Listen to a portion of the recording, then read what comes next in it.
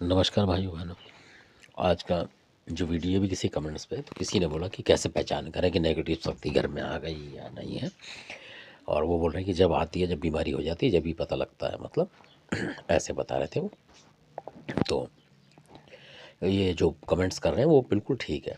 और दीपक करके नाम है उनका, दीपक सिंह करके। तो वो जो कमेंट कर रहे हैं सही कर रहे हैं। ऐसे किसी को नहीं पता लगता असल में। हाँ, कुछ सिम्टम होते हैं जिससे पता लगा लेते हैं काफ़ी टाइम में, जो जानकार होते हैं मतलब उसमें जो ज़्यादा पूजा पाठ में रहते हैं, देवी शक्ति को मतलब उनका आशीर्वाद होता है, वो पहचान लेते हैं। वो इस तरीके से पहचानते हैं, जैसे मान लीजिए कि आप कहीं चाहे आप दफ्तर में ही मान लो काम कर रहे हैं और आप अचानक कुर्सी पर बैठे तो आपको ऐसा लगेगा कि भूचाल सा आया। एक सेकंड के लिए आपको लगेगा भूचाल तो नहीं आ गया कहीं, और जबकि आया नहीं होगा।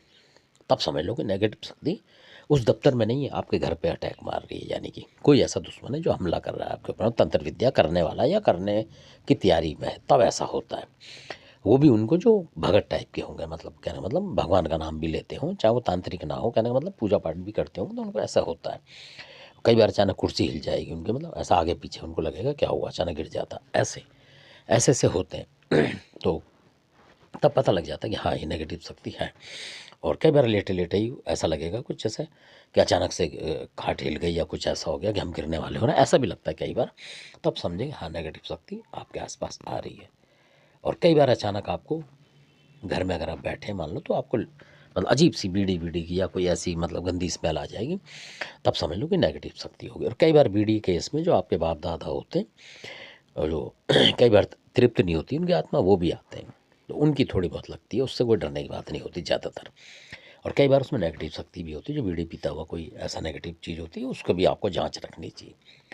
तो जब ऐसा आभास हो तो उस समय आपको शाम के टाइम पूजा जरूर करनी चाहिए, मतलब लौंग धूप वगैरह एक दो जायफल उसमें ज़रूर डालें कि हमारी रक्षा हो, क्योंकि जायफल डालने से भेंट लग मानी जाती है वो असल में।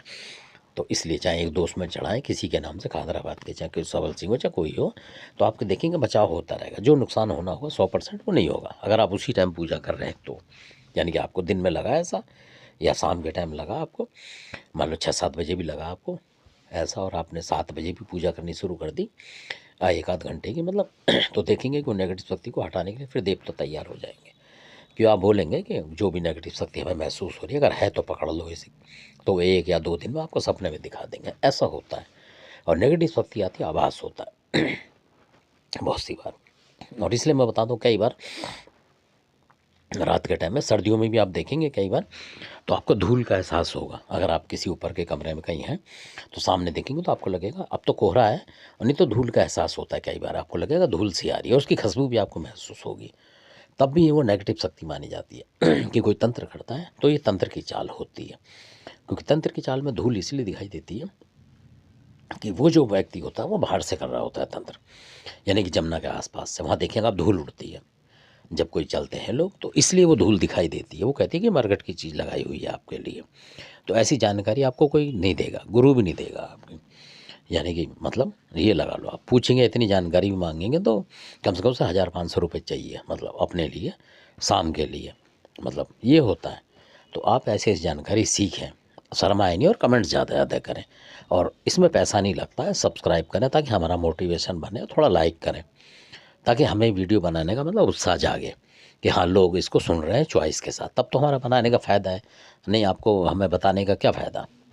तो धन्यवाद आपका, क्योंकि सारी चीज़ें फ्री हैं अभी ये। तो सब्सक्राइब करें आप और कमेंट्स करें, क्योंकि इसके पैसे नहीं लग रहे। पैसे लग रहे हो तो मैं ही मना करूँ कि अपना नुकसान मत करो आप। तो धन्यवाद आपका।